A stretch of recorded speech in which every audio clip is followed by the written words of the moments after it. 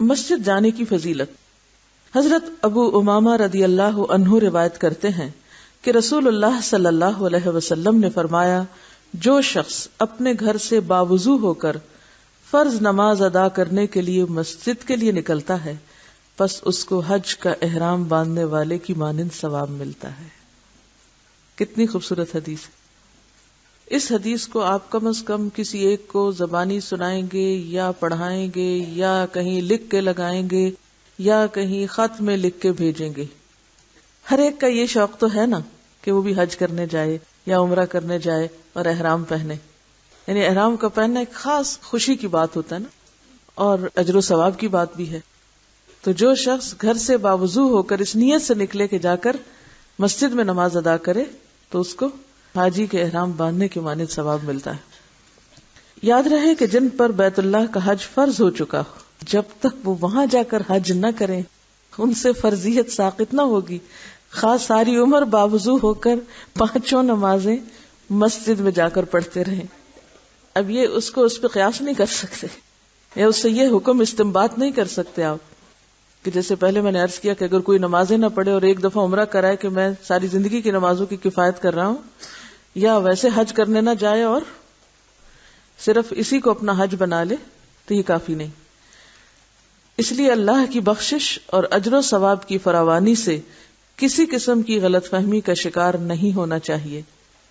جماعت کے ساتھ نماز پڑھنے کا ثواب اپنے گھر یا بازار میں تنہا نماز پڑھنے سے کم از کم 25 درجے زیادہ ہے. پس جب وہ اچھی طرح وضو کر کے مسجد جائے تو اس کے ہر قدم سے اس کا درجہ بلند ہوتا ہے اور گناہ معاف ہوتے ہیں.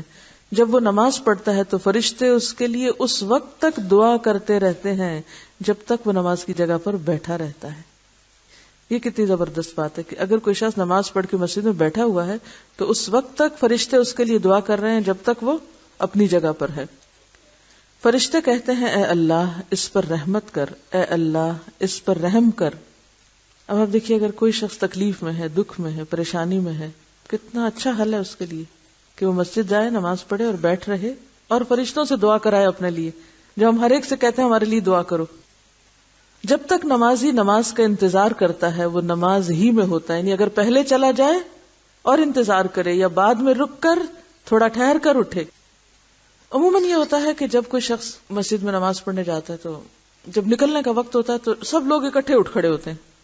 اس عمل سے آپ دیکھیں کہ بھیڑ بھی کم ہو سکتی.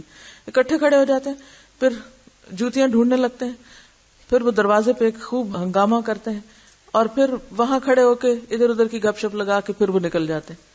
کیا اس سے بہتر نہیں ہے کہ اگر کچھ لوگ نکل رہے ہیں تو آپ اتنی دیر بیٹھ کر کوئی دعا کر لیں یا اللہ کو یاد کر لیں، فرشتے آپ کے لیے دعائیں کرتے رہیں اور اتنے میں بھیڑ چھٹ جائے تو پھر آپ بھی تیزی سے اٹھ کے چلے جائیں. ٹائم اتنا ہی لگے گا، لیکن صرف یہ ٹائم مینجمنٹ ہے کہ آپ اس وقت کو وہاں گزارتے ہیں بیکار بے مقصد یا ایک مفید ترین کام میں گزارتے ہیں. لیکن باشعور تو وہی ہوگا جس کے پاس علم ہوگا کہ میں اس سے یہ فائدہ بھی اٹھا سکتے. نہیں بعض چیزوں میں ہم جتنی بھی جلدی کر لینا تو جلدی ہو نہیں سکتی، وہ اپنے وقت پر ہی ہوتی.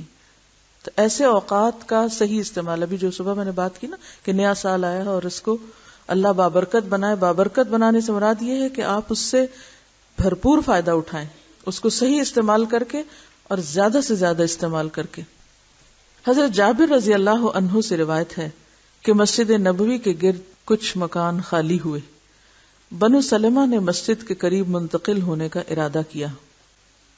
آپ نے فرمایا، اے بنو سلمہ اپنے موجودہ گھروں میں ٹھہرے رہو، مسجد کی طرف آتے وقت تمہارے قدم لکھے جاتے ہیں.